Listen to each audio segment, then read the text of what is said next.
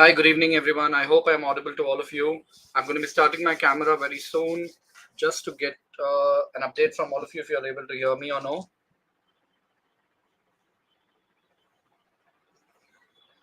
Am I audible to all of you?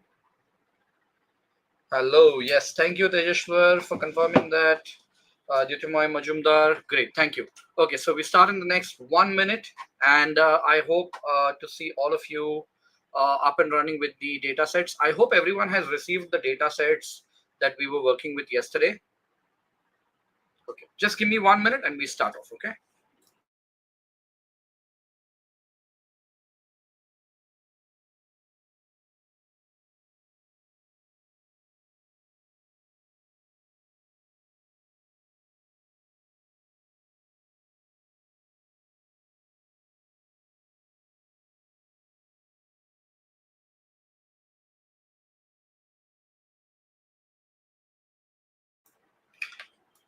Okay, so once again, hi, good evening, everyone.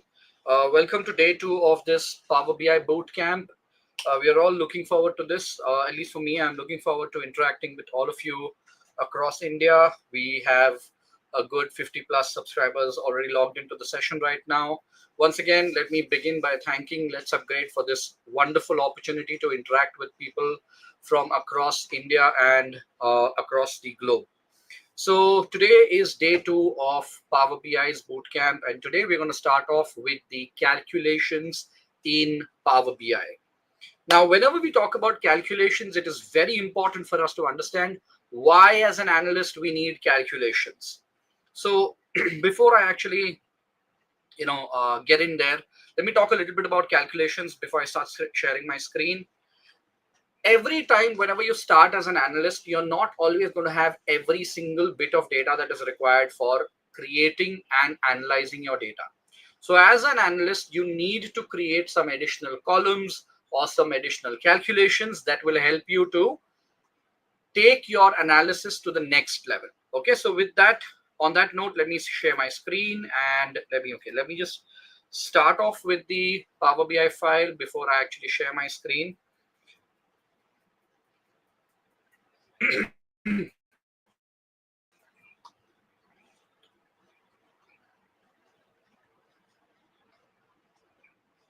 Okay, so I have now started the Power BI file. I'm going to share my entire screen. And there you go. Please let me know if the screen is visible.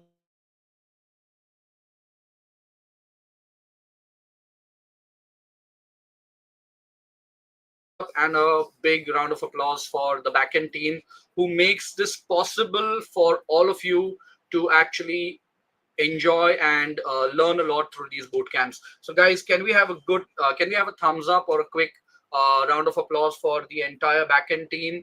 Anam and her team, they do a wonderful job getting these boot camps to all of you.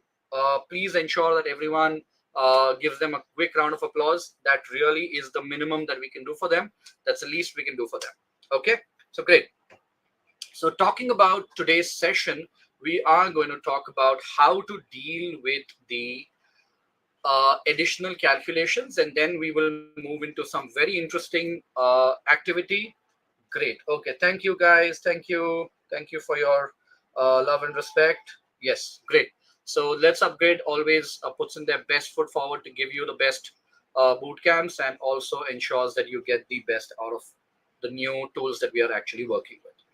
So if you actually look at the orders data for now in the the report view, you will see that we have a few of our calculations already there. I mean, they're already, the metrics are already there, like profit, quantity. We do have our sales as well. So we don't really need a lot of stuff that needs to be actually created. But there are certain situations when we may need to understand what exactly is happening in terms of the profit margin, or we want to see in terms of profitability, which is the organization which has the, which is the profit most profitable category, or which is the most profitable market, etc. Now, when we say profitability, it's important for us to understand that profitability is a very, very important metric that a lot of people do not really take into consideration. But as a business, from the business perspective, it's very important that we look into the profitability perspective. And now, very quickly, I have a question for all of you. What is profitability and what is the formula for profitability? Can you please put this in the chat, everyone?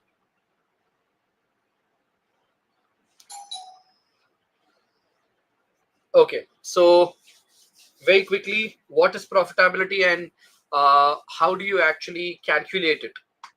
So if you look at profitability, or if you talk about profitability, it's nothing but profit margin. Now, when you say profit margin is basically when you compare profit against the sales that you're actually making, right? So when you say profit margin, you're basically saying you're looking at profit when compared to your sales, right? Okay, Afza, since you brought this topic up, as an analyst, I always keep learning new stuff. Even though a basic tool like Excel, I always make it a point that before I go to sleep, I watch one small reel or one small YouTube short or one small video about what Excel helps you to do. And then I work on the 6 main tools. So since you asked this, Excel, Power BI, Tableau, SQL, R, and Python. And then you can take it forward from there, variations in all these tools. But please keep one thing in mind, that you should pick up one tool. See, I am more of a trainer, so I can be working across on all these tools, but you pick up 1 or 2 tools. So if you're actually looking at, if you ask me what tools you should have in your kitty or in your in your quiver of arrows, have Excel, Power BI, SQL, and either of these, but I recommend Python. So if you know these 4 tools, and you know 2 of the tools very well, like Excel, Power BI very well, and SQL and Python, okay, you can get into a data analyst role. But if you know very well how to work with Python, and you know how to work with other libraries, it can really do wonderful things for you as a machine learning expert. Anyways, so the topic for discussion right now is profit margin, and profit margin is nothing but profit divided by sales. Now, let me tell you why profit margin is such an important parameter or metric in organizations today. So when I say I have made ₹100 profit against a 200 rupee sales, it means I've made 50% sales. I've made 50% profit margin. If you say I've made ₹100 and I spent 1,000 rupees, okay, then I'm making a 10% profit. So it's very important that you understand what your numerator is and what your denominator is, and what is the relationship between the numerator and denominator. In yesterday's session, I did speak about a very, very important thing that a lot of data analysts do not take into consideration. As an analyst, it is important that you need to understand business aspects as well. Okay. So is Tableau a real-time statistical? Suman, your question is not very, very clear to me. If you can please reframe it, it'll be great. Afza, you're most welcome. So what is the specific library used as a data analyst? So math, physics, TV, I think that is something that's not really a part of the session discussion. But yes, to give you a quick update, you can work with pandas, matplotlib, seaborn, scikit, etc. from the Python libraries. And if you're talking about R, you can work with tidyr, ggplot, etc. That can really help you as the comparative library. So if you actually do some research on the basics of R and Python, there are a lot of books and stuffs available. You can also check out with LetsUpgrade. They also have great boot camps on these. I think backend team, Anam and team will really help you with that. So stay tuned and stay in touch with LetsUpgrade.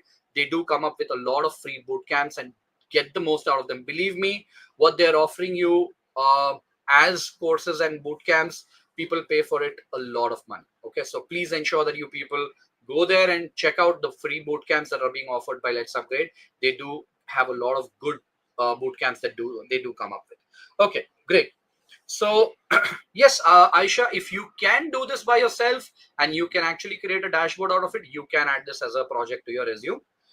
Anyway, so we've understood why profit margin plays such an important role. The moment you see that the denominator increases, your profit margin is going to decrease. And the moment you see the denominator decreases, the profit margin will increase. Okay.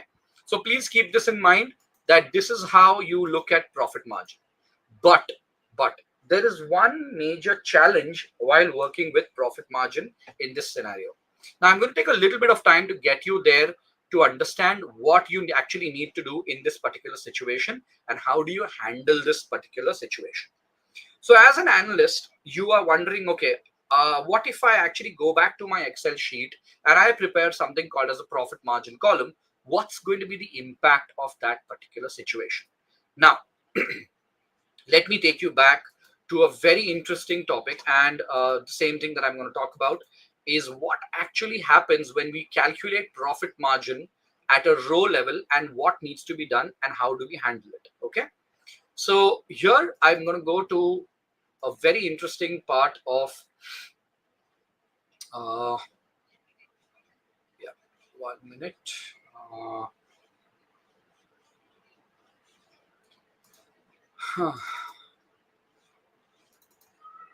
Yeah, explanations then. Okay.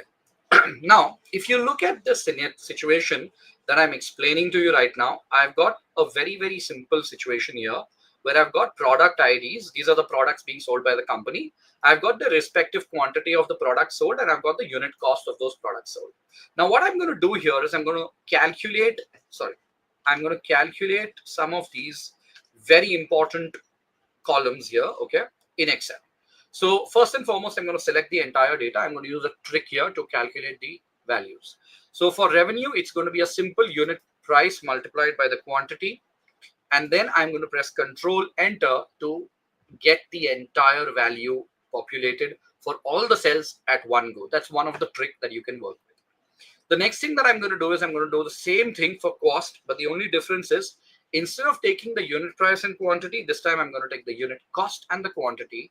And then I'm going to use Control Enter to get the total cost for every single product sold. The next thing I'm going to do is for the profit. Now for the profit, it's going to be a simple calculation where I'm going to subtract the revenue. I'm going to subtract the cost from the revenue. Now please note, in this case, I'm creating 3 different columns which are calculations. Hence, these are referred to as calculated columns. What are they called? Calculated columns. Okay. Now you can add calculated columns to your Power BI data model, but that would mean new data coming into your data model. And that is something you have to avoid as much as possible, especially if it's a numerical field. Okay.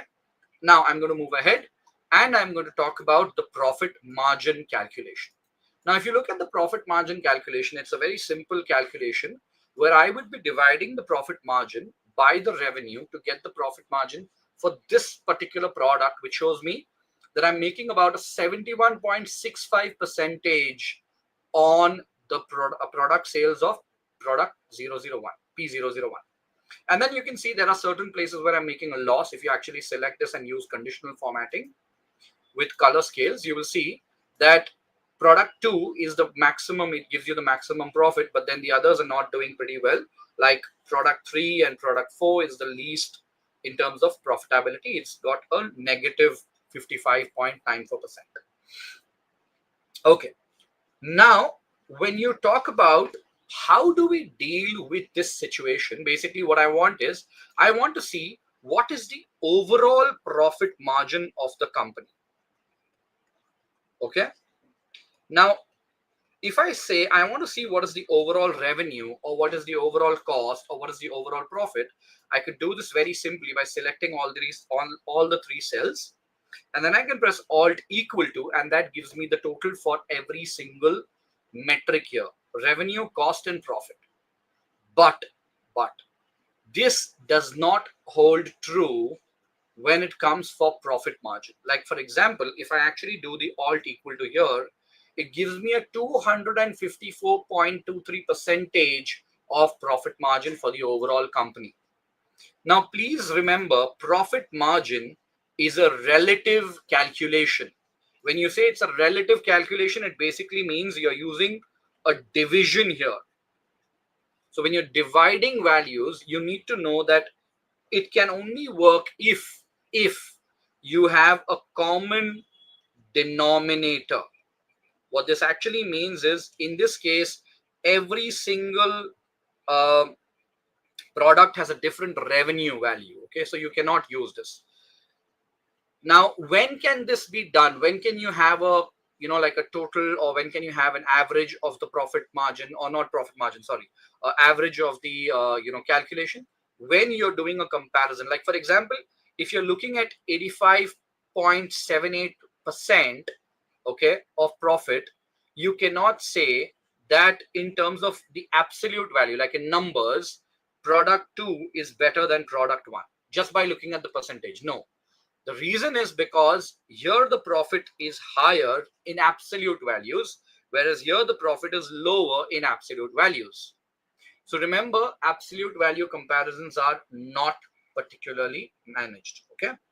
Should this be normalized then? Okay. So when you say normalized math physics TV, what are you referring to? Are you referring to a, like a cumulative total, or what are you referring to? Can you just be specific about that?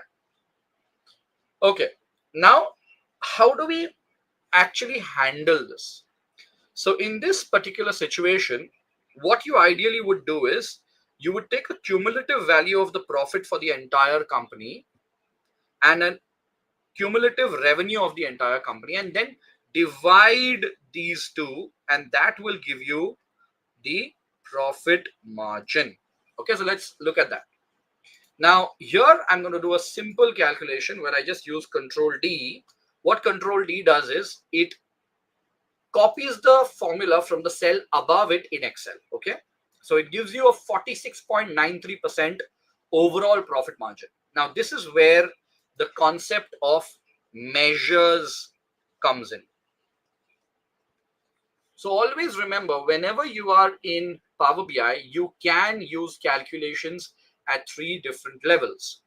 You can either do a calculation within Power Query, you can either use a calculated column, or you could end up using a measure. Okay, these are absolutely possible in case of Power BI, right?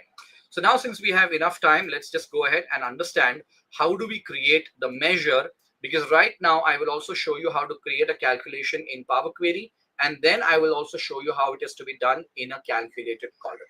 Okay, so let's go to the transform data. So once you are within Power BI and you want to go back to Power Query, you can actually go to the home tab here and then click on transform data. What transform data does for you is it takes you back to the Power Query editor. Okay, and Power Query editor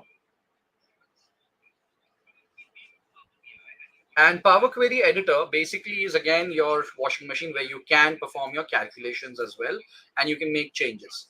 So right now, just to give you a quick, like an update in terms of how do we go about the calculation for a particular metric, let's say days to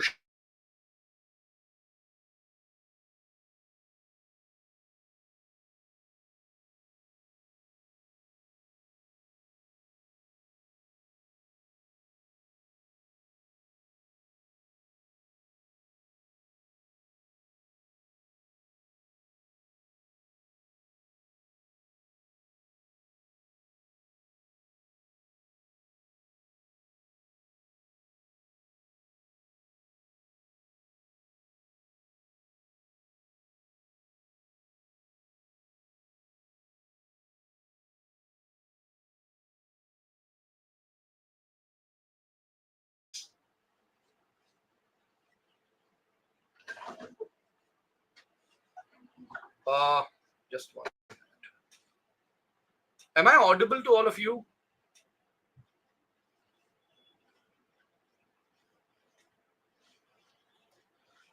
I don't know, something's wrong with my mobile.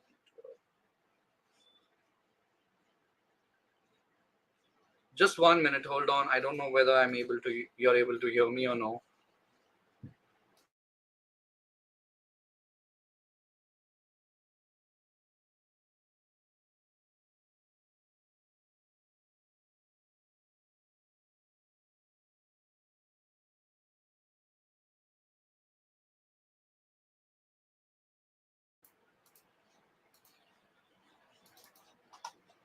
I'm sorry for the glitch in between. I think there was some problem with the uh, network. I'm not really sure what it was, but that was kind of a network connection problem. So, anyways,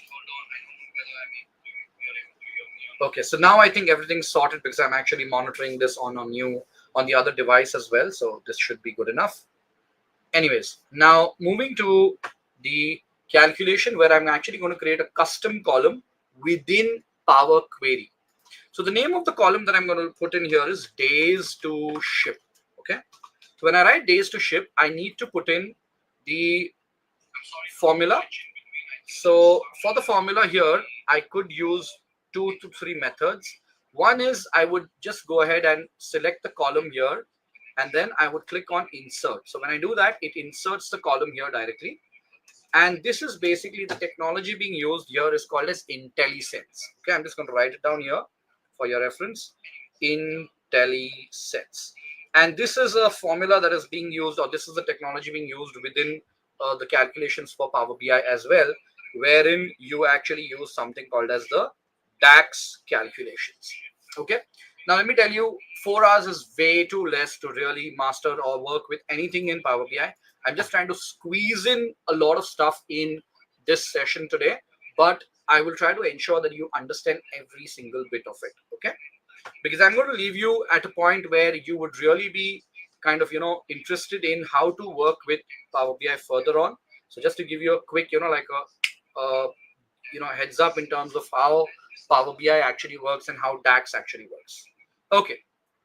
So here I'm just going to go ahead and write order date. Now, when I start writing order, you can see automatically the list of columns pop up, or certain, column names pop up, etc. So you can just select order date and then you can click on OK. Now, before I click OK, I want you to pay attention to what's here that pops up. So here you see a message saying no syntax errors have been detected. Now, please be careful whenever you actually look at this. Do not get fooled for the fact that, okay, when it says no, okay, so I think it was glitching. I'm going to show you again how this works. Okay, great. No problem. So let me just go back. So how to get into Power Query, at least that is clear to all of you. Is that clear?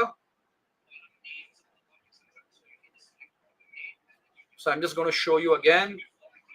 So I'll close this. This is my Power Query editor. I'll say not now. Now, when you're within Power BI and you want to make any changes or you want to get something new, please click on transform data. So you're going to go back to the backend data, or you're going to go to the backend of your Power BI file. And here you're going to go back and make a few changes to your data by clicking on add column.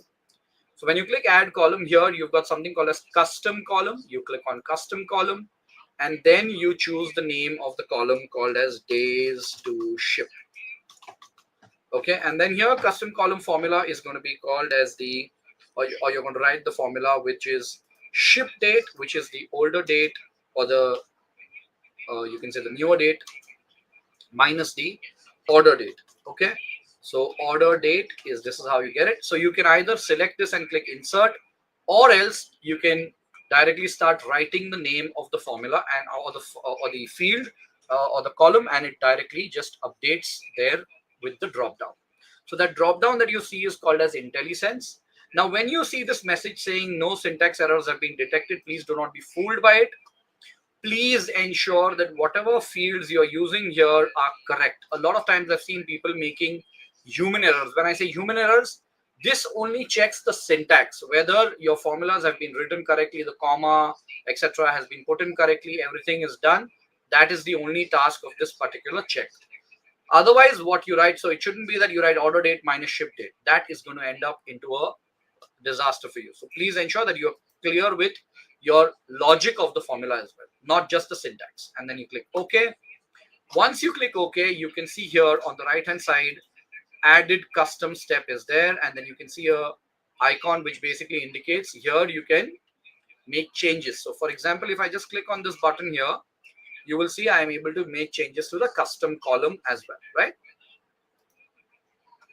Now what we do is we go ahead, and because this is more or less a calculation or a column created because of 2 date values, it is confused as to what should be the data type. So please do not worry. We just click on this drop down and we choose a whole number. The moment you click on a whole number, you actually get the days to ship for every single transaction. Now, this days to ship could be used wherever you want and how you want it to be used in your calculations. Okay, so we are now ready. We can go to the home tab, and once we go to the home tab, okay, before I move ahead, let me just change this formula and let's call it as days to ship, and in bracket I'm going to write PQ, which indicates that this column was created within Power Query. So I will have to go back, and once this is done, I will have to go back and update this. The reason why I have to update this, I'll have to delete and make a change to the step is because the change type for this particular column was done with the name as days to ship without the PQ in bracket. So that is something I have to be careful about. Okay. Now it's time for me to click close and apply. Once you click close and apply, we are now back to our data, and then you can see here there is a column called as days to ship that is available. And you will also notice that there is a sigma symbol besides this particular column. Now, please note, I did not mention this yesterday, but I'm mentioning it today. Every column that's got the sigma symbol is basically a symbol which indicates that these columns can be used for calculations. Okay, so please note that if you have certain numerical fields which are not to be summarized, you can do away with it. So you can select the column name, and then you can, or the column name, and then you can see column tools. You can just go to the summarization and click on don't summarize if you do not want to summarize it, for example. But anyways, we want to summarize it, so I leave it as it is. Now what you can do is you can go to the new page and you can choose days to ship. This will give you the total sum of days to ship. And actually, we don't really want the total days of shipping. We want to see the average days of shipping. And that is where we do change the summarization level for the column that we have created. So we can select the column name, and then we can go to the summarization level and click the drop down and change it to average. So this is going to be always using the average summarization for you. So if you want to actually do this through another method, you can go to the model view, and then you can go ahead and select your days to ship column, and then you can see in the properties pane, when you scroll down, you will see in the advanced section you have something called as summarize by average. So this is the default summarization level that we are going to be dealing with. Now I go back to my report view, and then I will look at the days to ship again. This time it gives me average days to ship. So anywhere across the globe, if the company is planning to ship something, it will say 3.97. Now, if you want to see what is the average days to ship based on a particular ship mode that the company uses, so you can actually select this visual and then you can click on ship mode. The moment you do that, you can see that the same day takes the minimum number of shipping. So you can select this visual, go to the format pane, and then you can add a data labels to it. So you can see for same day, the average time it takes is 0.04 days, whereas standard class takes an average of 5 days to complete. Now, if I want to look at this in terms of breakdown by the if I want to look at the breakdown by, let's say, market, okay, I could go to the data tab and then I could click on market, and you would see that this is now going to give me a breakdown by market. And in first class, you can see that Canada takes the maximum days. So it takes about 2.39 days when compared to the others, which are less than about 2.20 days. Okay. And then here, second class, here it's Canada that takes the minimum days to ship, whereas the other markets take a little higher than that value that we're looking at. So this is how you could actually use a value or a column created in Power Query. Now, please note a formula or maybe a column that's created in Power Query just works exactly the same way that it works within everything else. We are doing a data analytics session tomorrow and day after with Excel and Power BI. So that's where I'm going to be creating the dashboards over there. So if you have not registered for it, Afza, please do that and work with it. Today, I'll just be creating a simple report within Power BI to show you how things work. Okay. So I'll be working with all these different visuals and showing you how to work with it. So this is how you create a simple calculation in Power Query. Now the same calculation, days to ship, if I want to create it within Power BI, you could do that using something called as a calculated column mechanism. Calculated column, right? Now, how do we actually create a calculated column? You can start by selecting the table. Now, please note the tasks that I'm performing, they can be done in multiple ways, but I'm showing you only one way owing to the paucity of time. We don't have a lot of time here. So I'm just going to show you one method of creating a particular or completing a particular task. So here I select the table tools and then or else I select the table, and then here on the table tools tab, which is again a contextual tab, you can see you've got the calculation options available. So new visual calculation is grayed out because we don't have any visual here, which is going to be using the new visual calculation right now. We do have something called as a new column. So I'm going to create a new column here. Now, please note, when you write a new column in this case, you are supposed to write the column using a formula, or you're supposed to create the column using a formula. Now, this is exactly how you do it in Excel, but the only difference is that here, just like something, if you remember working with something called as a table format in Excel, that is how your calculation will be, right? Vidya, I think you can check with Anam and the backend team regarding the link for tomorrow's registration. I'm not very sure about that. Uh, Anam, if possible, if you're there at the backend team, please share the link for our upcoming boot camps for data analytics in Excel and Power BI. Maybe people here would be interested. Okay. Thank you, Vidya. You can connect with the backend team. They'll help you with it. Now it's time for us to write our formula here. Now, the moment I start writing my formula, please note that I am writing it in the formula bar. So I write again the same thing, days to ship, but this time in the bracket, I will write CC, indicating this is a calculated column. And then I put a space followed by an equal to sign. And now I specify what is the formula that I want to put in. So the formula is going to be very simple, the same formula that I've used. But the only difference is here, I don't see an option where I can select a column or anything. I directly start writing the name of the column. So I start by writing the name of the column, that is ship date. Okay, and then you can see the ship date column name along with the orders table name. Now this is because you always write the name of the column with the name of the table. Okay. Now this is something that's come up relatively, like lately it's been added. Whenever you add a date column, just after you've added the date column, you will see, after you complete the date column, you see this dot date, etc. Please ensure you don't hit the tab key, otherwise you will be picking up dot date. So it's picking up the date, the day, the month, etc. We just press escape for now, and then I will use the negative sign for minus, and then I'm putting in the order date. So I can see I write order and then I get the order date column here. Again, I press escape and then hit enter. Now, once I've got the days to ship, so if I actually use the days to ship, which is the Power Query days to ship, you can see it's just got the sigma symbol, but the one that is the calculated column days to ship is slightly different. You can see it's got a different symbol, which indicates this is a calculated column. Okay, so this is one of the calculations possible in Power BI.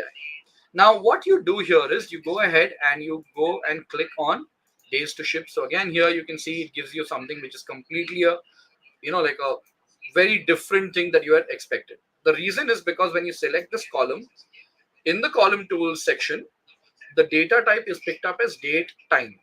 We don't want this data type as date time. I'm going to change it to a whole number. Now, please remember, when you do add a calculated column, you will need to make changes to the data type from the column tools area. It's not like you go to your Power Query and then you click on the data type on the column header and then it works. This is not how it works. Here you just have to select the column name and then in the column tool section, you change the data type. Now here I'm going to change it to a average section. Okay, so I want an average data type. I will remove days to ship, and then I will change it to a, so I will delete this visual, and I will just add days to ship calculated column. So it gives you 3.97, and then if I place my cursor somewhere else and then click on days to ship for Power Query, it gives you exactly the same thing. Now, in these two cases, when you add these to the visual, you can see when it's added, you can see the data being added. You can click on data options. And here, what happens is you do have something wherein you are basically using summarization, average, and this can be changed if you want to change it. But if you want to ensure that nobody changes this, okay, you will have to use something called as a measure. So there are certain cases when a measure is a must use calculation. You cannot do away with it, like the example of profit margin, right? In profit margin, in the case of profit margin, I cannot afford to create a calculated column or a Power Query column. I have to necessarily create a measure. Now, before I move ahead, when you create a calculated column, if you go to the calculated column in the table view, you can see in the table view, you've got the calculated column also added. So you can see here, you've got the two columns, days to ship PQ and days to ship CC. Now, remember, these two columns have been added into the table. This means that when you add a calculated column, you're increasing the table size. Now, remember, as long as you're dealing with numerical values, always avoid creating a calculated column. Okay. If you are dealing with numerical values, go ahead and create a measure as much as possible. Okay. So I'll talk about how to create a measure for these days to ship. But before I do that, let me go ahead and create a measure for the profit margin. So I select the table name and then I go to my report view. You can even go to the table view and do it, but select my table name, and then under the table name, I click on new measure, or else I can click on quick measure. Now remember, what quick measure does is, quick measure does not require you to write the DAX calculation by yourself. You can click this drop down and you can say you want a calculation based on the mathematical operation division, because what you're actually looking for, you're looking to divide profit by sales, right? Okay, great. So for the numerator, I'm going to click on this add data button, and then I'm going to choose my profit. Now, the moment I click on profit, you will notice that it's taking up sum of profit. Now, a lot of times it does not show you sum of profit. Do not panic. You can simply click on this button here and see whether you are able to change the summarization. If you're able to change the summarization, you will notice it shows you the sum value. So in certain cases, you may require a different summarization. So don't worry about that. So sum of profit divided by the sum of sales. So when I click on sales, this is what I get, and I can click on add. Now, the moment I click on add, you will notice that a new measure is created right at the bottom here, because it's SUM. Okay, don't worry. So you will be able to see, if I just zoom in for you, you will be able to see that you are having a value which has got sum of profit divided, like the name is sum of profit divided by sum of sales, and there is a calculator symbol. Now this calculator symbol, it indicates that this is a measure that we are working with, right? Now, how does this measure actually work for you? First and foremost, when you go to the table view to look for this newly created value, you will notice that it's not available, but it's there in my data pane. That means a very big difference is, remember that calculated columns are going to increase column size, sorry, increase table size. Okay. On the other hand, your measures are not stored in the table, so they do not increase table size. Do not increase table size. And that is why it is always recommended to go for a measure against a calculated column. Now look at this, okay? If I decide to create a profit margin, okay, as a calculated column. Now I've already created a measure. So let me just select the measure and first and foremost go to the name. So I can change the name from here, or else I can change the name, what is written before the equal to sign. So this is a formula that's automatically created for us. Okay, so I can just delete this and let's call this as profit margin. Enter. Sorry. Okay, so we have got profit margin here, and you can see it's part of the table orders, and the formula and everything is mentioned here. Now I'm going to go to the report view, okay, and before I use this profit margin calculation, let me just delete these, and let's look at what happens when I create a calculated column for the profit margin. So I click on new column, and I know my profit margin is nothing but, sorry, so I'll write here PM, okay, just abbreviation for, anyways I'm going to delete it because there's going to be a problem with it. So what is going to be the problem? Let me show you. So here what I write is profit margin is equal to the profit of every single order divided by, divided by the sales value. Okay, and then I press the tab key the moment I see sales in the drop down, just like we do it in Excel. And then I hit enter. Now when I hit enter, you can see there's a calculated column called PM, right? Let me try to find out category wise what is the total profit margin. So when I add profit margin to create a new visual, first and foremost, the profit margin is supposed to be a percentage. So I select PM, which is my calculated column, and change it to a percentage in column tools. This shows you 243.27,000%, which is close to impossible to achieve. Okay, now why do you think this is happening? Give me a quick answer in the chat box. I'm waiting for your response.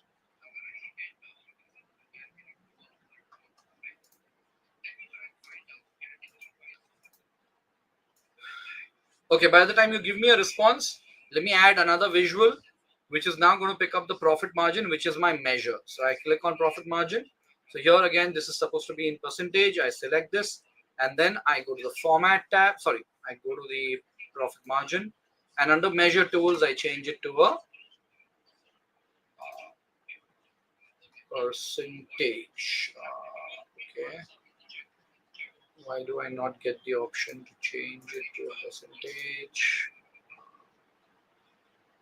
Surprising. Okay, ideally this should allow me to change it to a percentage. Hold on.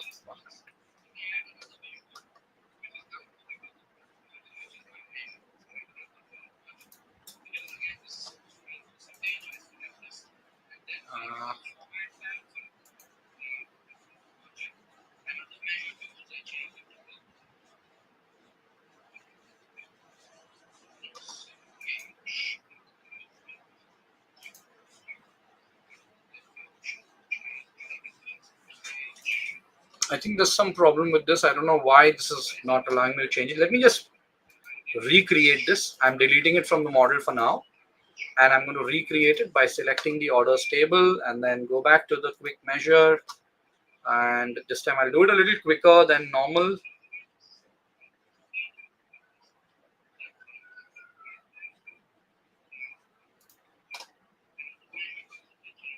Quick measure calculation is going to be the division of my profit, and the denominator is going to be the sales. Let's click on add, and yeah, let me just change it to a percentage format before I do anything, and let's just change the name to profit margin. Okay, I think this should solve the problem. I don't know, for some reason there was a problem with it, so I'm going to select and I'm going to use the profit margin. Now here you can see the actual profit margin is 11.61% in the entire organization. Let's change this or update it with the categories. So you can see technology is the most profitable. So if I add category here again, you can see there's a completely different value. And if I actually go to the format option and add data labels, you will see here I'm going to get something very, very different. Okay. So one 184,000%. So is there anyone who can tell me why am I getting this 184,000%? Yes. Why do you think I'm getting this 184,000%?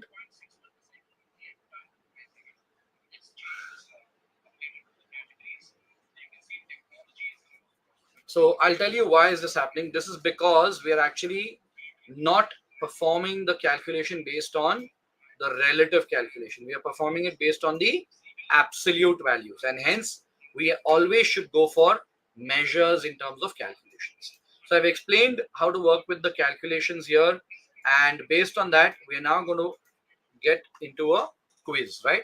So let's participate in a quiz and let's see whether we can answer this particular question, right?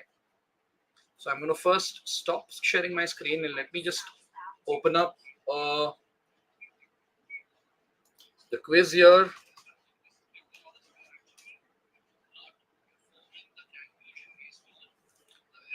Okay. Now I'm going to use this interesting quiz to kind of give you an understanding of how you can actually use Power BI in a real life scenario. Okay. So here I've now shared a screen which basically has a quiz or a few questions that are quizzes or that are part of the quiz over here. Now we're going to answer these questions. There are 4 questions that we need to answer using the visuals on our calculations. The first question here says, amongst all the subcategories, which subcategory of the company is the most unprofitable subcategory? Yeah, so I am expecting all of you to quickly try this question by yourself.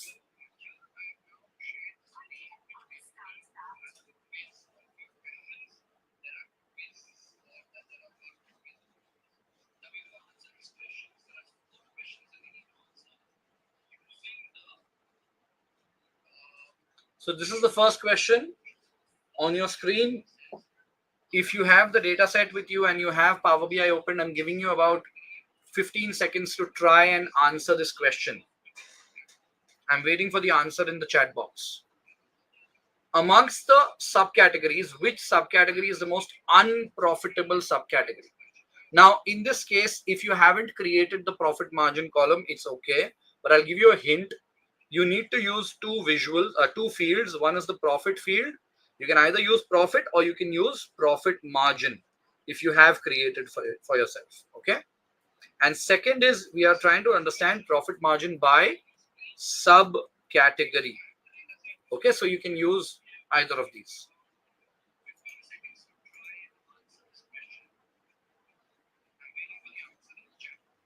Okay, so I've still not got an update from you in the chat. I'm still waiting.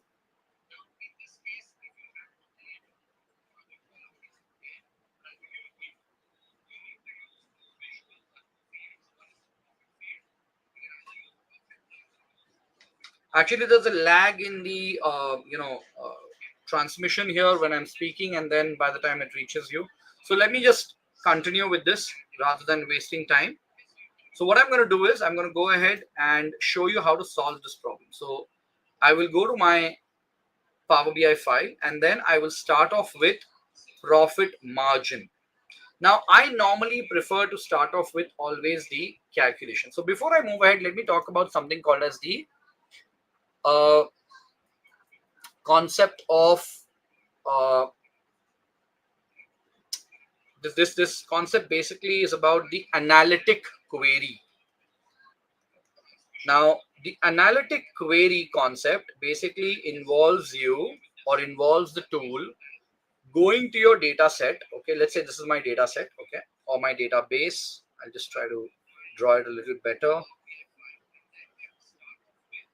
Okay, and this is how it normally looks. Okay, it's trying to be a little better. So database looks more like a cylinder. So this is my database. Okay, now when I actually want to create something on my screen, which is my Power BI file, what happens here is let's say this is my computer. So whenever I say that I want the total sales, like so say for example, I click here and I click on sales. The moment I click on sales, what happens is Power BI goes to my data source, whatever the data source it may be, okay, and then it tells the data source, okay, that the user has requested for you to look at the total sales or look at sales. Now, what the data set does is it gives you the sales, but because it is numerical in nature, it takes up the default summarization, whether it is average, sum, or whatever. Okay, so it summarizes this, and then on the screen it gives you a value of, let's say, 100,000 USD, for example. So this entire process that happens at the back end is known as the analytic query. Now, the analytic query has got three important phases that you need to understand. The first phase is the filter phase. The second phase is the classify or group phase. Sorry. Okay. Okay, Shriram has given the answer. Tables is the most unprofitable subcategory. Good. Let's do that. So before I actually do that, let me just explain this part. And then third is the summarize phase. Okay, great. Now, when you want to do this, whenever you look at it, so what you actually do is when you click on a particular field, which is numerical, it summarizes. So it could either be filter, classify, and summarize, or it could be summarize, group, or filter, and then group and filter. Okay, this is how it could be, either of these three levels. So this is what an analytic query is. Now, when I actually click on sales, it's actually going back to my data set and giving me a total sales of 12.64 million, right? I'll just delete this because we are now interested in profit margin.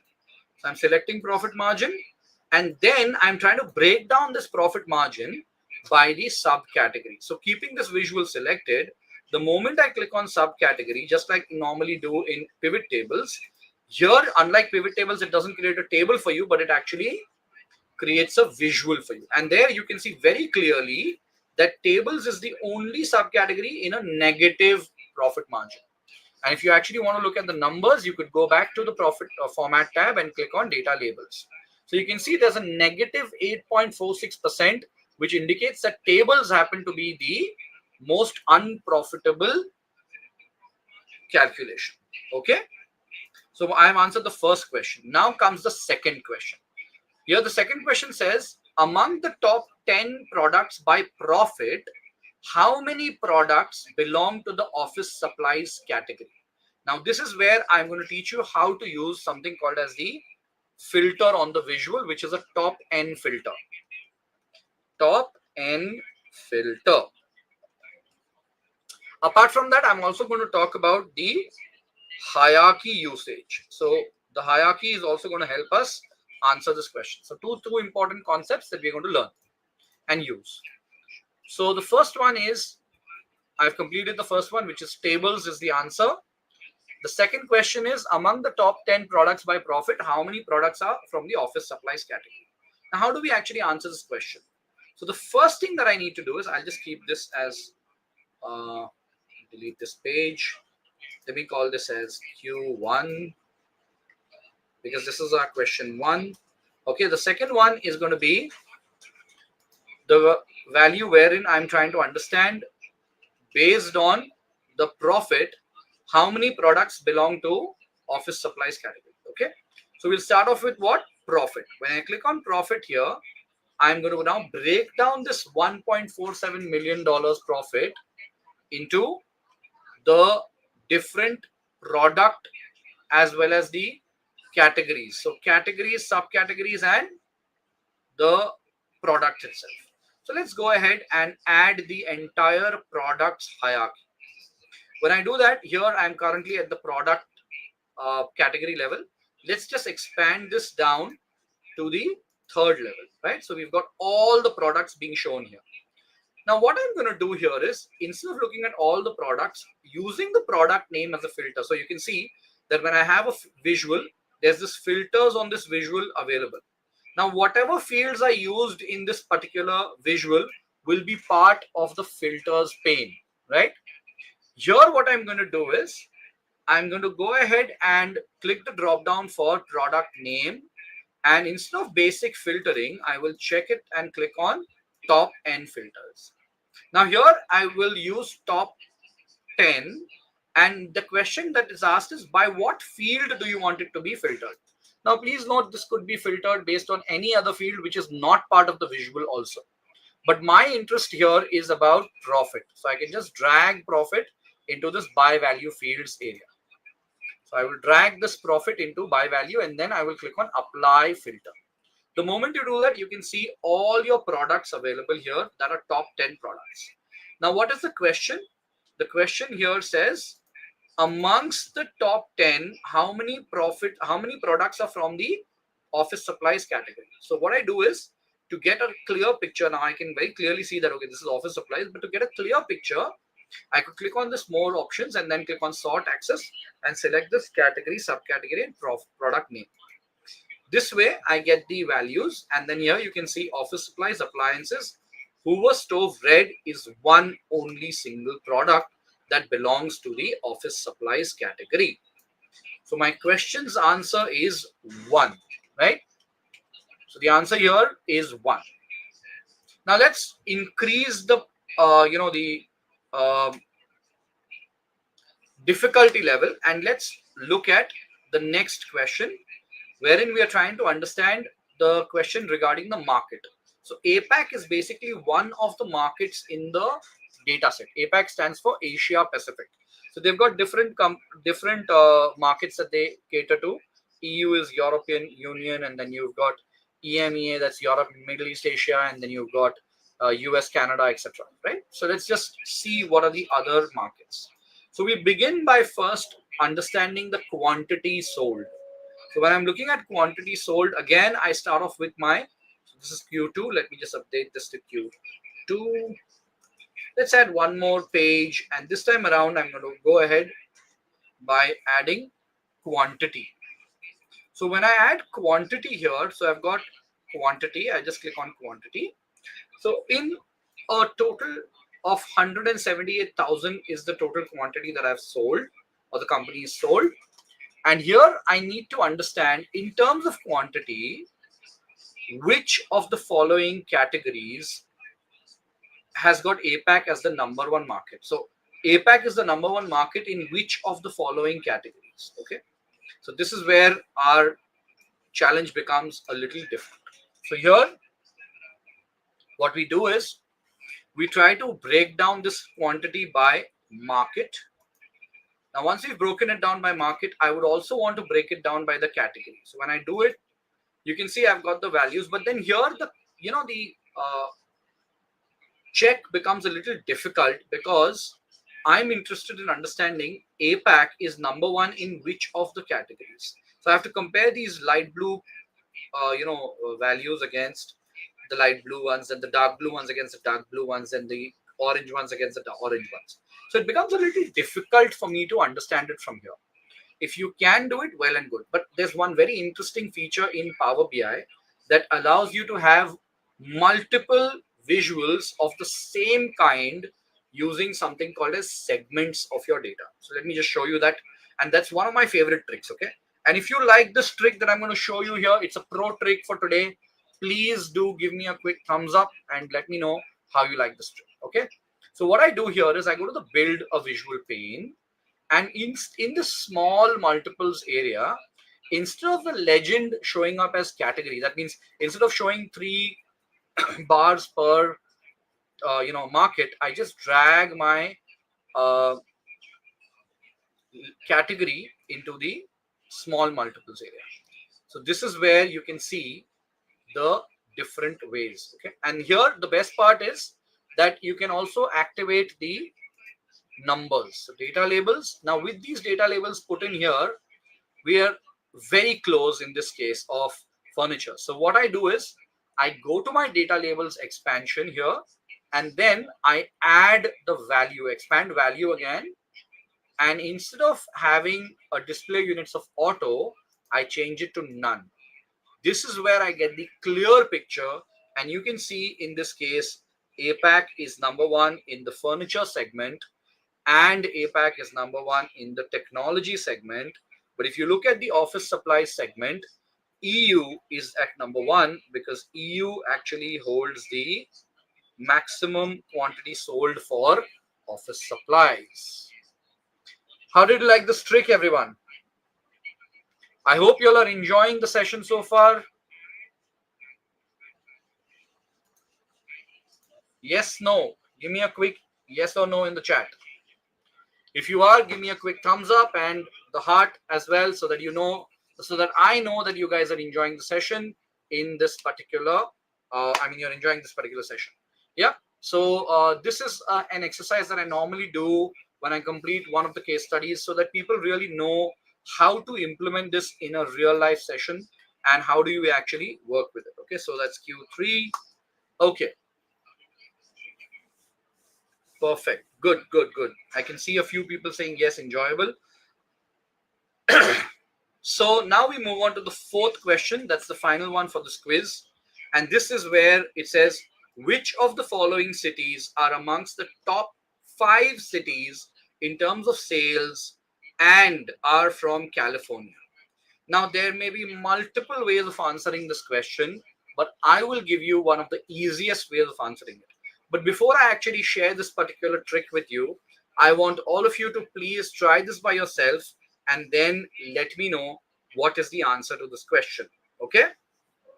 I will give you I'll just pause for about 15 to 20 seconds so that you can actually have a quick look at the answer and then get back to me. Okay. In the meantime, I'll just grab a bottle of water and you can try this by yourself and let me know. Okay.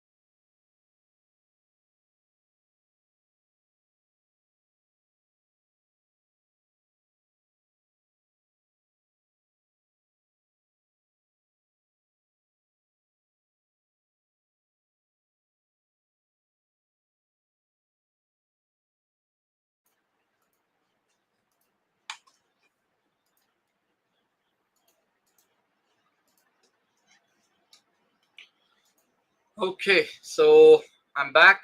I think we've completed those about 15 seconds. You should have by now been able to figure out how you could solve this question, right? So basically, when you look at this question, the first thing that comes to your mind is, how do we start, or where do we actually start? So in order to start, I would start off first by understanding what is the total sales of the organization. So I'll begin with creating a new visual on new page. And I start off by looking at the total sales. Now my total sales is about $12.64 million. And let's just get, I think we've completed those about 15 seconds. You should have by now been able to figure out.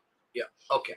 So what I'm going to do is I'm going to break this down by the value where I'm looking at the countries, cities, and the states. So in this case, I have not created a hierarchy for country, state, and city. So I'll just do that very quickly. I go back to the model view, and in the model view, I start off by picking up the country, and then I click on these 3 dots, go to something called as the create hierarchy option, and here I will rename the hierarchy to regions.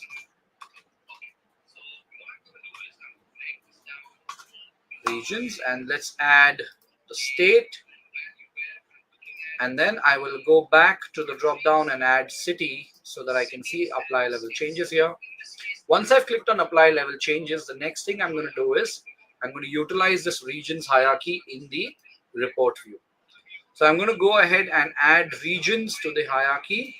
Once I add regions to the hierarchy, the first thing that I see here is actually a map visual. I don't want a map visual. I'm going to change this to a clustered bar chart. and you can see this is my top 10. I mean, these are the overall countries.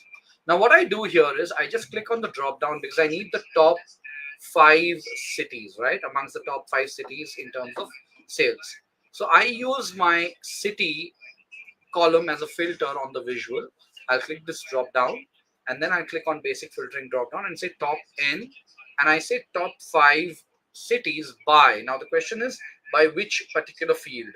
Now in this case, because I'm looking at by sales, I will drag sales to the by value area and click apply filter. Now, when you see there are only 2 countries in this particular visual that have been left out, please do not worry, you had asked for 5, but this is the country. So basically the 5 cities that you're looking for belong to these 2 countries. Now you can go back and you can drill down to the next level, which is at the state level, and then you can further drill down to the city level. Now you can see, okay, you've got the numbers, but the problem here is you have got Los Angeles twice. So you can see Los Angeles is part of the visual right now, but we don't know the numbers. Okay, we can see we've got Los Angeles and we've got San Francisco, which is also belonging to California. How do we fix this problem? Now to fix the problem, what I'm going to do is I'm going to go ahead and add data labels to my visual. So select this data, go to the format pane and add the data labels. So this gives you 176K for Los Angeles and 113,000K for California. So in this case, we have 2 answers. That's Los Angeles 176K and San Francisco 113K. Okay, so that kind of sums up the entire thing of how we worked with Global Superstore quiz and how you can actually work with various calculations in Power BI, right? So far so good. I hope everything's clear with all of you. Shriram, actually we don't really have a lot of time to work with SQL right now. Maybe I will introduce SQL when we actually do the data analytics using Power BI data camp, I mean the bootcamp. Maybe that's the time when I will be using SQL to actually create the entire dashboard, etc. So I'm assuming you have understood how to go about with working with this particular data set and how you can actually answer these questions. See, there's a lot more that you can actually learn using Power BI. And with that in mind, I'm going to now move to another very interesting data set, which basically requires you to have more than one table, and you can utilize that more than one table to actually go ahead and create a quick report or maybe a dashboard out of it, right? So on a very similar note, I will start off with another very interesting data set, that is the printer sales data. Now I'm assuming the printer sales data is not shared with you. Don't worry, I will share that with you as well, because I have a quiz that's related to printer sales. So I can actually use printer sales data right now, because the data sets that I've shared with you don't really have a quiz ready for us to work with. So I would really like to have the printer sales data to be used. So right now, don't worry about how what we are actually going to do and how we are going to be handling the data. Just concentrate on the session for now. Don't worry about the data set not being available with you. I will share it with Anam, and probably the backend team will share it with you. Okay. Anyways, now let's go into another very interesting data set, which is again a US based data set. So I normally do have a lot of international students and audience that I cater to. So that's the reason I do have a lot of these stuffs that are there. So let's see the next one, which is dealing with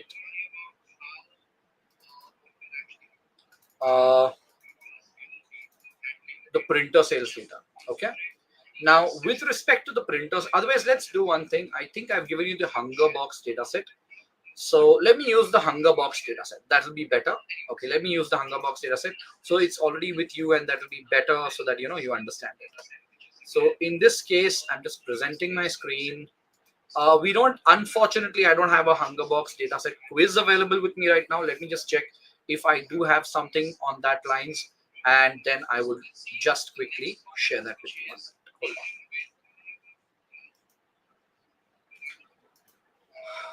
Okay, so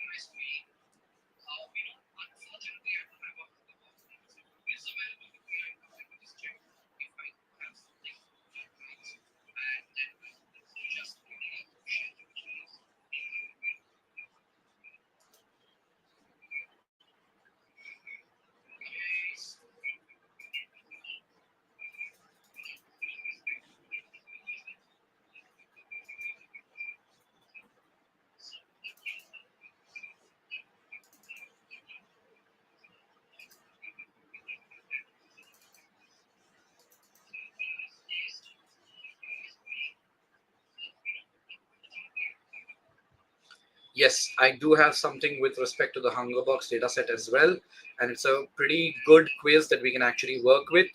So yes, let's go ahead and work with that.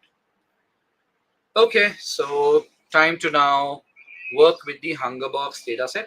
So first, I'm going to look at the Hungerbox dataset in uh, Power BI. I mean in Excel, and then I'm going to pull it into Power BI and show you how to go about with it. Okay, so far I hope all of you are enjoying the session. If yes, quickly give me a thumbs up and let me know your opinion about the entire setup. So here we've got the product master, we've got a franchisee master, we've got an orders data and an order data. Again, now this is completely you know dummy data set that I've prepared myself, which is again based on the US geography. So we've got product master that tells you the product ID, the product name, the subcategory, the category of the goods, and then the product price and the cost. Now, one important thing that you need to pay attention here, you can see this data has got the dollar format or the dollar sign written manually along with the number. This is where there is going to be like a important thing that you have to keep in mind. So this is where you need to be careful. Then you've got a franchisee master that tells you the franchisee ID, the name of the franchisee, the city that the franchise belongs to, and the state in the US where this belongs to. Then you've got orders. So in orders, you've got the order ID. Every order ID has got multiple items that were sold. So basically, let's say I walk into the store or I walk into a franchise, F53, that is the Food Fusion franchise, and then I ask to purchase an almond biscotti, a nutty banana shake, and a milk chocolate chip parfait. Now, please keep one thing in mind that when you look at data as an analyst, okay, let's say I have got a McDonald's chain or basically I've got a Burger King chain. Now, let's say I'm talking about Mumbai Central because I remember I live in Mumbai Central. So I've got a very, decent, uh, okay, just 1 minute. I think it's the Azan. We'll have to take like a 2 minute break, 2 minute break. Okay, just to finish off things. I will start and resume in the next 2 minutes. In the meantime, I want all of you to go through the data set for Hungerbox.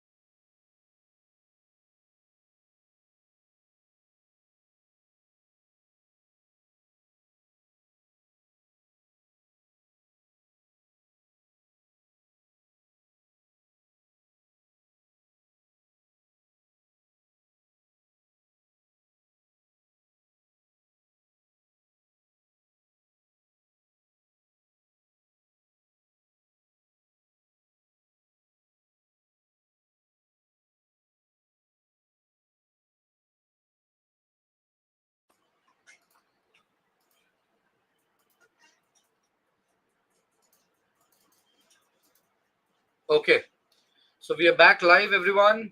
I was talking about, as an analyst, when you look at data, it's completely different. So please note that when you, like, so for example, in Mumbai Central, I've got a very good outlet for McDonald's.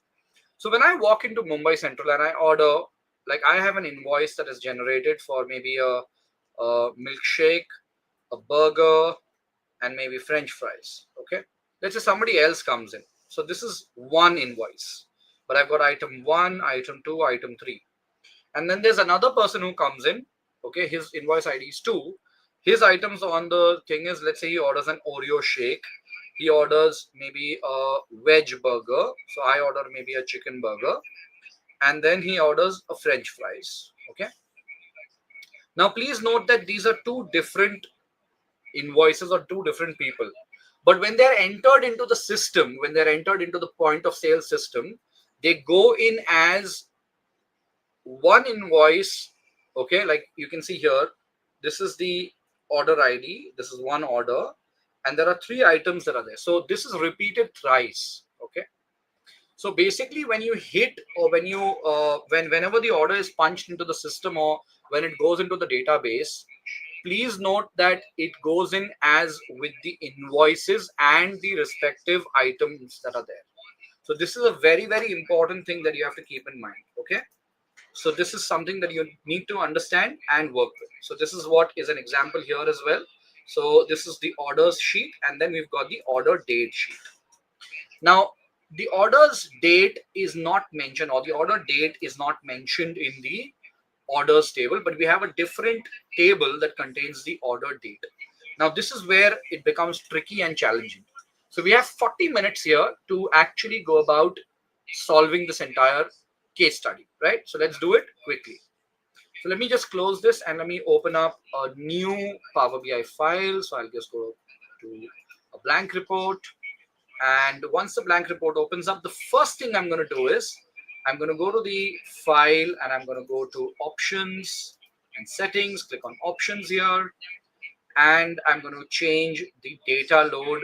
Import relationships will be switched off and auto detect new relationships will be switched off. I'm doing this on purpose. In a real life scenario, you could choose to let this be on if you're very sure of what kind of connections in your data you have. So I'll just click on OK for now. And before I do anything, let me save the file. So let's click on save as. Let me save it as Hungerbox case study. Hungerbox case study. Okay, so I've saved it now. And once you save it, the next thing you're going to do is you're going to go ahead and connect to the dataset. So I'm going to click on Excel workbook. And we do have the data sets in this folder. So I'll connect to Hungerbox dataset. Now, unlike what we did with respect to the last situation where we just picked up the data of one table, here I'm going to pick up data from 4 tables. Now, one very important thing that you see, which is different from the last data set that we worked, you've got these blue colored icons and you've got these gray colored icons as well. These are basically for sheet names, okay, and these are for table names. Now you'd be wondering what on earth is the difference between the two of them. Please note, this is where we've got a table format in these 4 data points, and here we've just got a range over here. So basically this is nothing but the sheet name. Okay, so the sheet name and the table names are more or less very similar, so don't need to worry about it any which ways, but you're going to select the table formats. Why the table names? Because whenever there's new data in these tables, it will automatically be pulled into Power BI. Anyways, let's select all 4 of them. And once you've selected them, each of them shows you a quick preview. And you will see the data is truncated. It's not the complete data, but don't need to worry. You are now going to go and transform the data. Now, when you click transform data, you are basically going into the Power Query editor. Now, within the Power Query editor, you start off by looking at each of the tables and start cleaning up the data. So first thing, franchisee master. So let's just update this with the underscore removed. So we just remove franchisee master, or maybe we can just remove and just call this as franchisees. Okay. Then we've got order dates. So we can remove the underscore and just say order dates table. This can be called as sales instead of orders. So we can just call this as sales. And this is product master. So you can just call this as products. Okay. Now, I have actually gone ahead and changed the query names before for every single query. You could have done it one at a time, like you could have completed all the transformations in each query and then moved ahead. Now, again, here, there are not major transformations. Obviously, we don't have a lot of time for transformations. So I've not kept a lot of transformations here. Franchisees is good enough. We go to order dates. Date is also good enough. Sales. Now, this is where we can have a quick look and you can see if we need to make any changes. And then we have got products. Now, in the products table, this is where we need to work with some important transformations. Now, if I try to convert this directly into a fixed decimal number, okay, and I say replace current, okay, it gives me an error. Now, when this happens, this is actually happening. I'll just delete this step, okay. The reason this happens is because it does not allow me to delete that dollar beforehand. So I have to do it manually. So before I do anything, if you see, when I deleted this change type step, okay, it removed all the change types for all of the columns. So I'll just manually select each one of them one by one, okay, and then I'll right click and say I want to change the type to a text for these four. And for these two columns, I'm going to split them. Okay, so I'll do it one by one. So I'll start by splitting this column by, kind of moving, or maybe we could just, go to the transform data and here under format, just right click and say replace values. And then here I will use dollar and then I will replace it with blank and click OK. This also I will do the same thing, right click and say replace values dollar with a blank and click OK. Now I can select both these columns together, right click and say change type into a fixed decimal number. So now I've got my product price and product cost in place. Now this is where I need to go ahead into my Power BI file. So go to the home tab and then click on close and apply. Now when you click on close and apply, you are now into Power BI. Okay.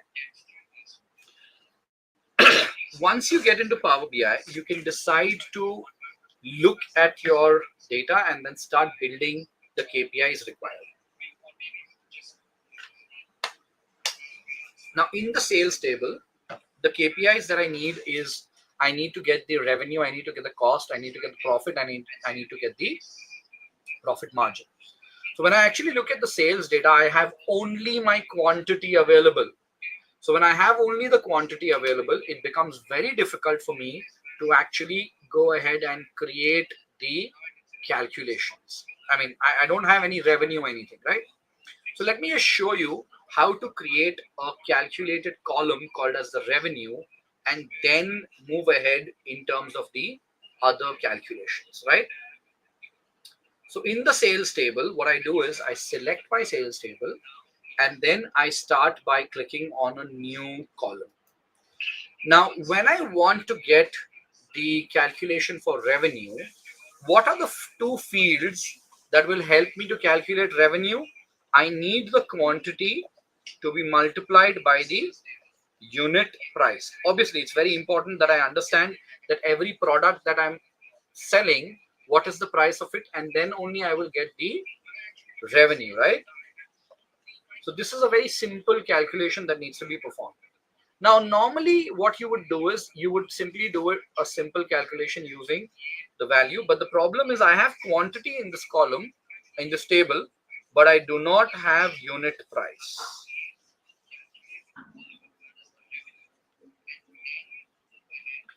Now, because I do not have unit price, what I need to do is I have my unit price column in the products table. If you look at the products table, I have the product price column. Now, somehow I need to get the product price column to be a part of my sales table. Now, there are two things that you can do here. One is you can connect the product table to the sales table, or you can go to your source data and use something like a VLOOKUP function and then, bring the data and stuff. But instead of that, let's see how Power BI can help you to solve the problem. So to solve this problem, what we are actually going to do is we're going to learn how to bring a formula, okay, first and foremost to get a value from the products table into the sales table. Now I'll start off by selecting the sales table and typing new column. When I type new column, I'll type the column name as revenue. You can type sales or revenue, whatever. Revenue is equal to, and then first I use the column that's available in my sales table, new column, revenue is equal to QTY, that's quantity, sales quantity, and then I try to multiply this by my product cost, okay, or product price. I'm sorry.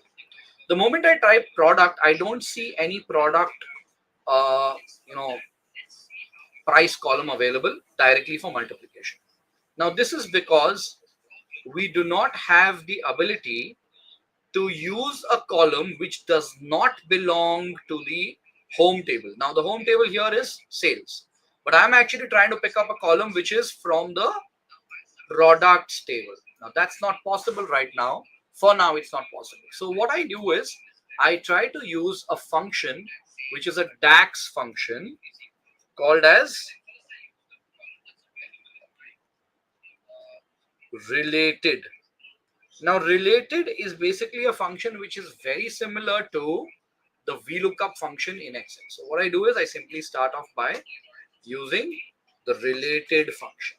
Okay, when I use related, it should show up all those tables apart from the current table. So my current table is the sales table. So apart from my sales table, I should be able to see fields from the franchisees, order dates, and products table. But there is a limitation to that. I will only be able to see those column names if a relationship is established between the tables. Okay. Now, in order to establish a relationship between the tables, you can do it in multiple ways. It has an order sheet. Birdly, there's an order sheet that you can see, and that is a sheet that will be actually renamed as sales in the Power Query editor. Okay. So if the relationship exists between the tables, that is between the sales table and products table, only then will I be able to access the product price column from there.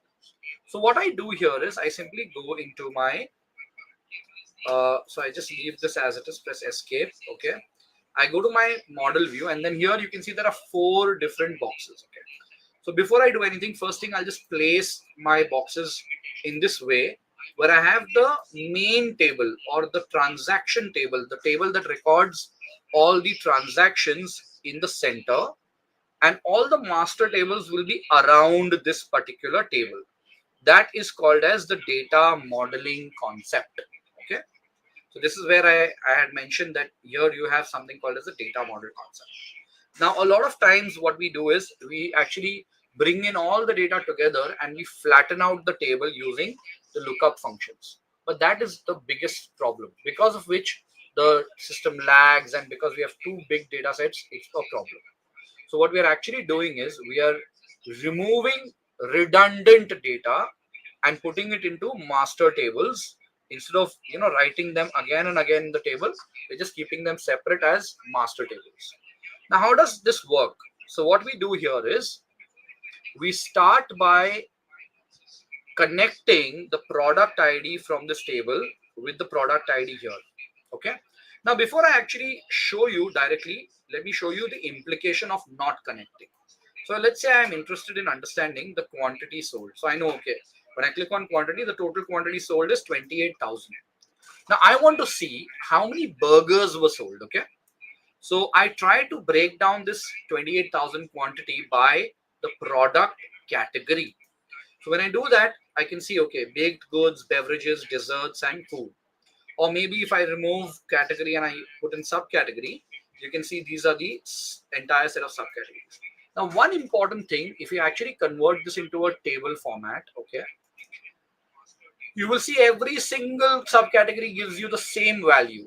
Okay, now this is because Power BI does not know how to filter the quantity. At the back end, it doesn't understand what to do with the quantity. Now, this is because there is no relationship that is created between the products table and the sales table. So what we actually need to do is we need to create a relationship between the two. Now, there are multiple ways of creating the relationships. I am going to teach you the easiest one. So for that, I'm going to go to the model view, and then here I will drag the common fields on one field on the top of the other field. So I'll just select this product ID from here and I'll drag it onto the product ID here. Okay. Now this is where it shows this new relationship window. I'm not going to get into the details of cardinality and all that. That is for some other day. Okay, product ID and product ID will be linked to each other. And then I will click on OK, save.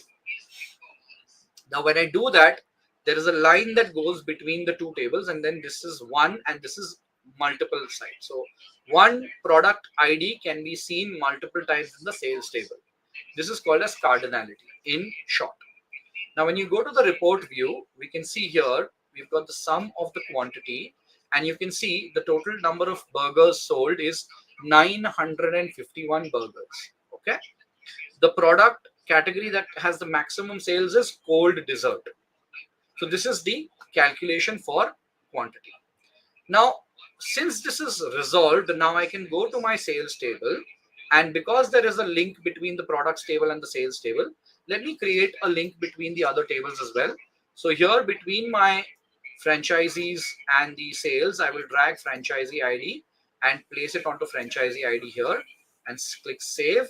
Just kind of be careful whether it has automatically picked it up. So when you hover on this line here, you can see franchise ID and franchise ID. Similarly here, you go to order ID and order ID as well. So this is how we're going to be able to identify every order ID's date of order. Okay. Now, when you actually see sales is the transaction table. Products is happening. It happens to be your master table. Now, please note the product ID in the product table, the franchise ID in the franchise table, and the order ID in the orders dates table. These are all unique columns. Okay, these are all unique columns.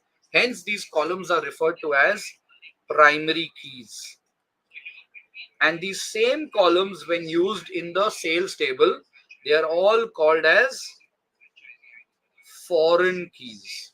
So the relationships are built based on primary key and foreign key. Okay, so this is what you need to understand in short. Now let's move to the part where we actually create our calculation. So let's start with sales.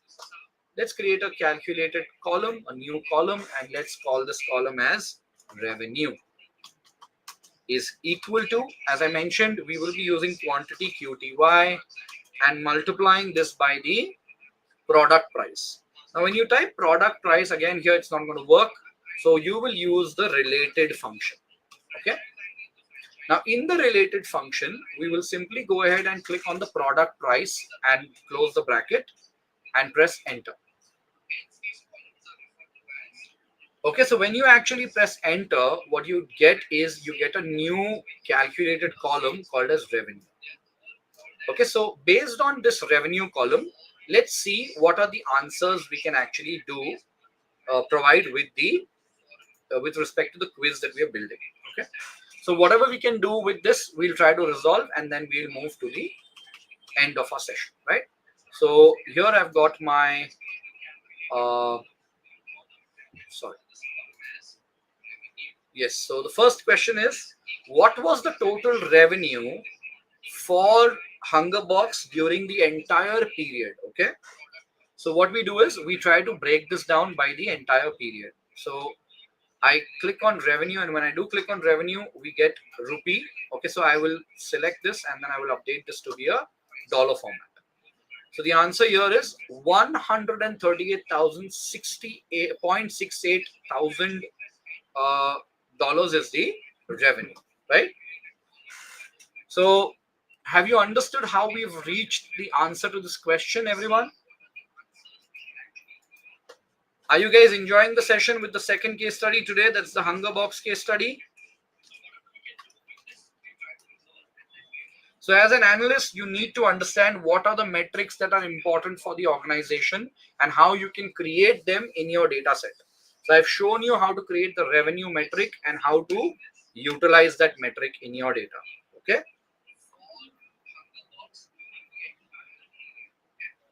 Avinash, what do you want me to repeat? The revenue calculation, or what do you want me to repeat?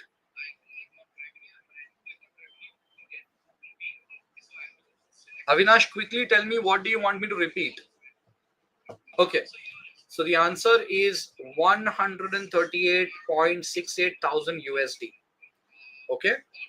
The next is, which year had the maximum revenue? Now what I do is I try to go with this and I right click and I say I duplicate this and let's call this as Q2. Revenue calculation. Okay. So I'm just showing you the formula, Avinash. The revenue calculation is written in this way. You are multiplying the quantity with the product price. Now, because we cannot access the product price column directly from the revenue, from the sales table, we are basically using the related function. I hope you understood this calculation now. Avinash, I hope you understood this calculation. Okay. Now I've got this 138,000 in terms of the total calculation. What I need is which year had the maximum revenue. So very simply, I could go to the order dates table. Okay. And here I've got the date. When I expand this, I've got this date hierarchy, which I can use directly. And I can add year. Well, the moment I add year, you can see 21, 22, 23, 24. So basically the answer to this question is 2023, because 2023 had the maximum revenue. Maybe we could go and add data labels to this. Okay, so $41.2 thousand is the maximum revenue, which was in 2023. So the answer is 2023 in this case. Okay, so guys, are you all enjoying the session? Give me a quick thumbs up into the chat. I hope everything is clear. I hope you're understanding how to create metrics, how to evaluate the metrics, etc.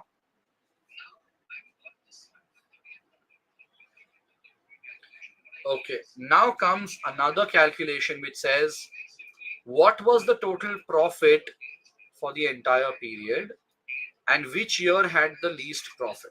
Okay, now I will just skip this because I'm not going to be looking into the creation of some other metrics right now because we don't have a lot of time. Okay, so what we'll do is we will directly move to amongst the top 5 franchisees, which franchisee is from Colorado, and we are not looking at by profit, but we are looking at by revenue in this case. Otherwise, let's do one thing. Let's just create profit. We have a little bit of time. So let's create the profit metric. Very quickly, tell me, how will I create the profit metric, everyone? How will I create the profit metric? Is it possible to create the profit metric for me? Is it possible to create the profit metric?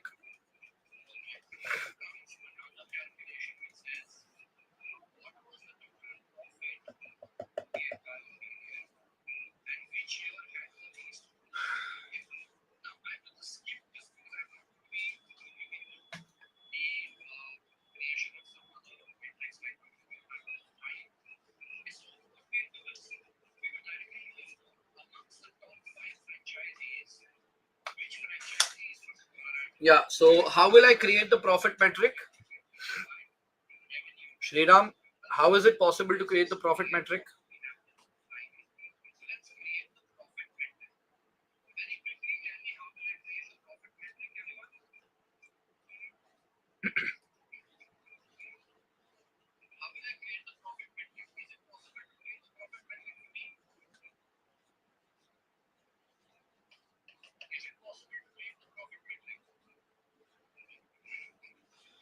So basically, to create the profit metric, I need 2 important KPIs. One is revenue, which is already available with me, and second is the cost.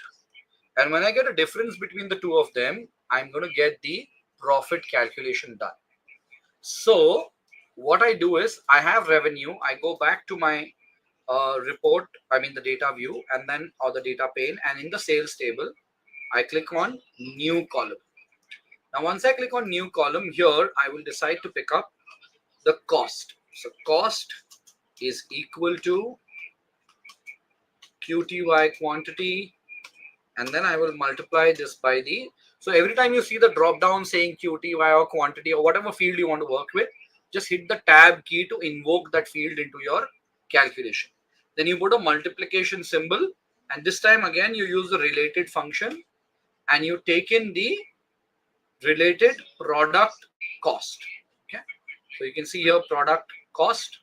So let's take product cost, and then I close my bracket and multiply this. So now you can see that the cost is also available. If I actually select some white space and I click on cost, you can see the cost is about 114,000 USD. So again, select cost and change this to a dollar format. This is what we need. So right now I'm deleting this and I'm going ahead and creating another column called as the profit column. So new column, and then this time profit column is very simple. I will be subtracting the revenue. So sales revenue minus the cost, and then enter. So I've got the revenue column and I've got the cost column. Both of them have been used to create the profit calculation. Birdly, please note this sales table that you're searching for is not there directly in the name of the table. So if you actually go back to your, I'm going back to the Power Query. What I did is I changed the name of the table. The table name was actually orders, so I just changed it to sales. That's it. I have not made anything else. That's why you're not able to find that particular table. Okay, Birdly, I hope you've understood this now.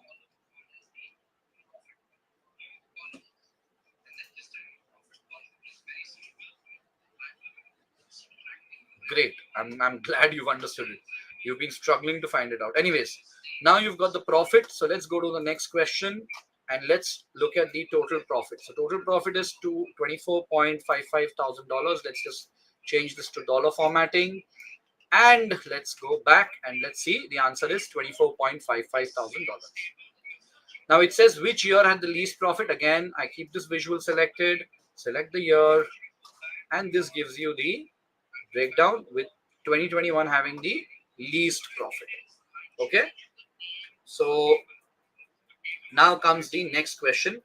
Amongst the top 5 franchisees by profit of Hungerbox, which franchisee is from Colorado, which is the state name? Okay, so let's get this answer for us. So let's just rename this to Q3 and Q4. Okay, I will create one more visual that gives me only the profit. And maybe here also I could just create this as Q2 and Q1 and Q2. Let's just cut this from here and paste it. Okay.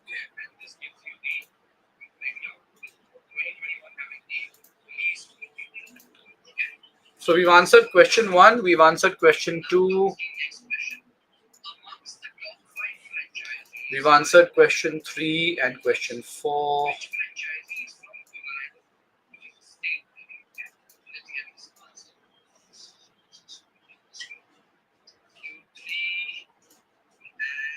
Okay, now we move to the next part where we look at the next question, that is the franchisee wise profit, like which is the most profitable franchisee for us, which are the top 5 franchises, etc.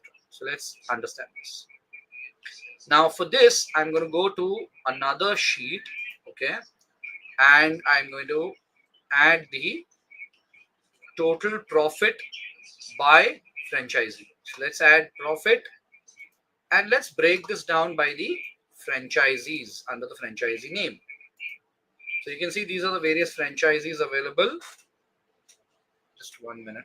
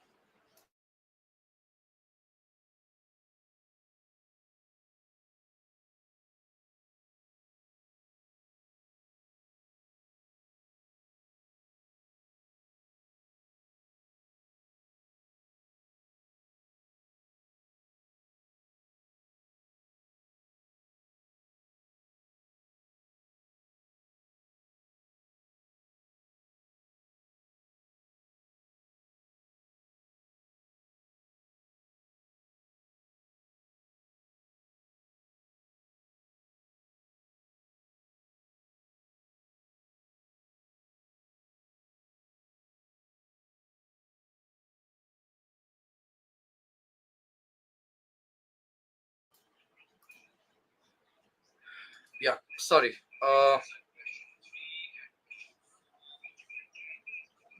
So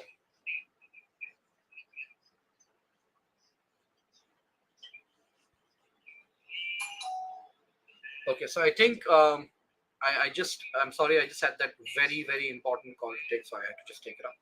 Anyways, I can see that a few things where people are lagging behind, maybe because of the connectivity issue. Don't worry. So we've got a lot of franchisees, and this is the profit that they're actually making. So what we're going to do is we're going to go ahead and we're going to select, or we're going to click the drop down for franchisee name, top 5 franchisees. Oh, sorry. What does it say? We need the top 5 franchisees by profit, right? So let's break this down by top 5, and then let's add profit over here in by value and say apply. Now these are the top 5 franchisees that we actually see, but we also need to see how many of them belong to Colorado. Now what we could do is we could actually use uh, the state column in this. Okay, so maybe we could go to the build a visual pane, and in this I could add state from the franchisee column. Okay, and I could place this above, sorry. Okay, so here you can see Colorado, Illinois, Oregon, and Tennessee. Now when I expand this, you can see these are the different franchisees within the states. So I click this drop down, sort access by state name and franchisee. So this way you can see Colorado has got two different franchisees belonging to two different franchisees are from the Colorado state. That is Rustic Eats and Crispy Corner. So if we actually look at this, you can see which franchisee is from Colorado. Okay. Um, Surprising, my numbers do my now. Okay, so it's Crispy Corner and top 5 franchisees by profit. There's Crispy Corner and Rustic Eats. Okay, so out of these 5, one, two, three, four. So we've got Crispy Corner, Barbecue Bliss, Munchie Mania, Savory Souls, and so I think there seems to be a problem in terms of the options set up here, but don't worry. This is there. The answer is there. The answer is Crispy Corner. Amongst these 5, it's Crispy Corner. But anyways, you have 2 of them which fall under the top 5. So that's some kind of a oversight from my end. I'm apologies for that, but that's how it normally you get the answer. So the way we've got the answer is right, but the options available here are slightly a little different. Okay. Now, what we can do is we can actually utilize the same thing, and then we can go ahead and work with the different options also here. So let's just take this last one, which is which category is the most profitable for the state of Illinois. Now I will quickly create a visual that's going to give me the state versus the category. So let's go back. Let's take up profit. Let's take up the state, and then let's take up the product category as well. Okay. So these are the different states that the company is operating in. And our question is, in Illinois, which is the most profitable category, right? So in terms of Illinois, this is there. And you can see the tallest or the longest bar here is food category. So we've got different categories. It's food, desserts, beverages, and baked goods. So in this case, we've got, if we actually go ahead to the build a visual pane to get a better clear picture, we can drag category to the small multiples area, and you can actually see this is now easier to look at. So we've got the different states. Okay, and if you're actually looking at which was the most profitable for the state of Illinois, I would swap this, take state into small multiples and the category into the y-axis. Okay, so this becomes easier. Now I'm looking at Illinois specifically, so I can scroll down here. Sorry. Illinois, the maximum is food category. So this way it becomes easier to handle and work with. If you want, you can even activate data labels. So you're now in a better position to answer your questions, and you're able to get better relations or better, solutions to your problems using the power of Power BI, right?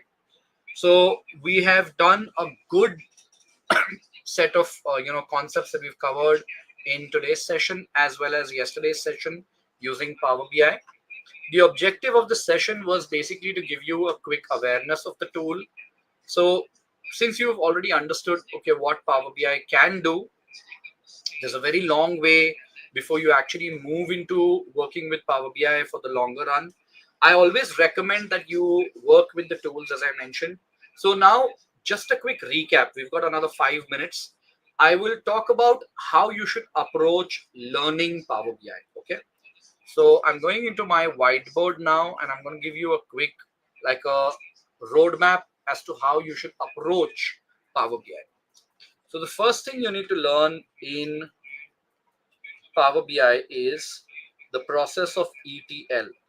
So within ETL, your focus should be completely on various transformations using Power Query.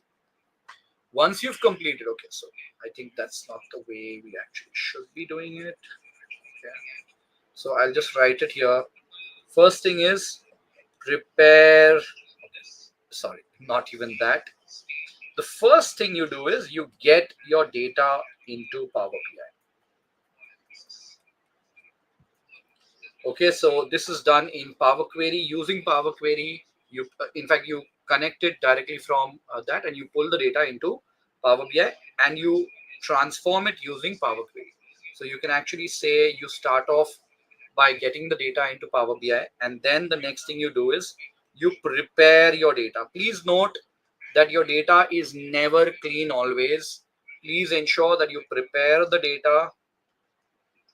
So when you say preparing of the data, this is where you actually perform the ETL. So ETL is getting the data and then preparing the data. This is where you perform all your transformations, and then you prepare the data and load the data. After you've loaded the data into Power BI, after you've cleaned it and loaded, so this happens in Power Query. After you've prepared and loaded the data, the next thing you're going to do is yes, Pooja, it does have a lot of scope. There's no question or second thought about it. Okay, that is a question which is rhetorical. I mean, it's a question that I feel in this era right now shouldn't really. I mean, it's like a said thing. There's a lot of scope. The only thing is you need to get proper knowledge of these tools. Okay, how to get data from another website which is mentioned in Power BI. Okay, I think your question again needs to be framed properly. So when you say it's websites, you have a website connector that you can pull the data from. I think if that's what you're looking for. Anyways, so here after we've prepared the data and loaded the data using ETL or using the Power Query, which is actually the ETL process, the next thing you're going to do is you are going to model the data. Now, when you model the data, in the data modeling concepts, you will start off first by creating relationships. If needed, like in the Hunger Box case study, we did need to create relationships. Okay. We need to assign data properties.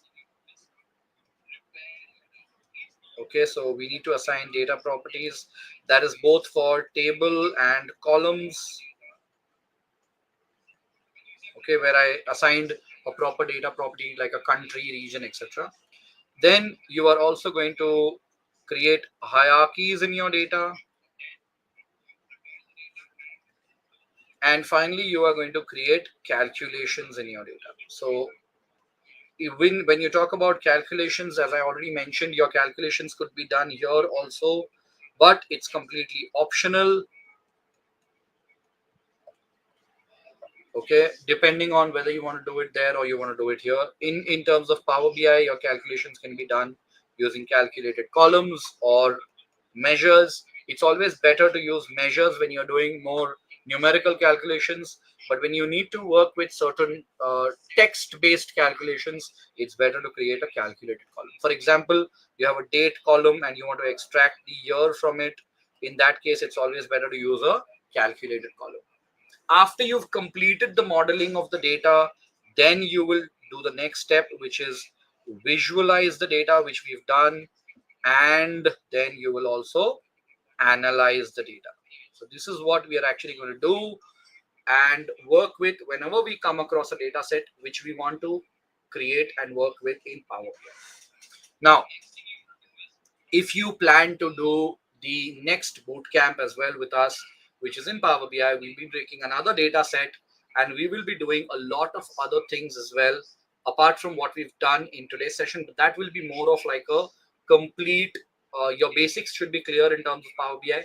We will just show you how to build a proper report from scratch and how do we analyze and get insights from the data. Okay, that's what we're going to do in the upcoming boot camp for data analytics using Power BI, right?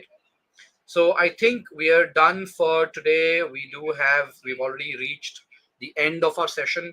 The best part about these boot camps is when you start and when you actually finish, you really don't know how time flies. But anyways, it was a lovely time with all of you. I really enjoyed interacting with all of you, and I'm sure you have a lot of queries and a lot of things that you have in mind that you would want to clarify. But before you actually come up with any queries or anything of that in your mind, please ensure that what data sets have been shared with you, you make it a point to go back and try to pull them into Power BI and make your work happen there. Okay. I know we had a very short span of time, which was just about 4 hours into this particular boot camp, but I'm sure you must have learned a lot. If you've learned something new in this session or during these 2 days, please put it in the chat and give us a thumbs up for all the good work that Let's Upgrade is doing for the upgradation, or you can say upskilling of professionals and freshers like all of you. Okay, so I'm glad to see all of you doing very well. Yeah, obviously I know everybody is very anxious and very pumped up about the certification. I'm sure you would want to showcase this your certification on uh, your LinkedIn profile. Please do tag me as well on LinkedIn and tag Let's Upgrade once you update your LinkedIn profile. So stay tuned to Let's Upgrade's LinkedIn profile and their YouTube channel for any other boot camps that do come up. I think we are already 2 minutes late into this particular session. Again, I take this opportunity to thank the entire team at Let's Upgrade, especially the backend team, Anam Khan and team. You guys have done a wonderful job. Thumbs up to you. Thanks a lot. Bye and good luck for your future, and hope to see you in the upcoming boot camps. Yes, thank you. Bye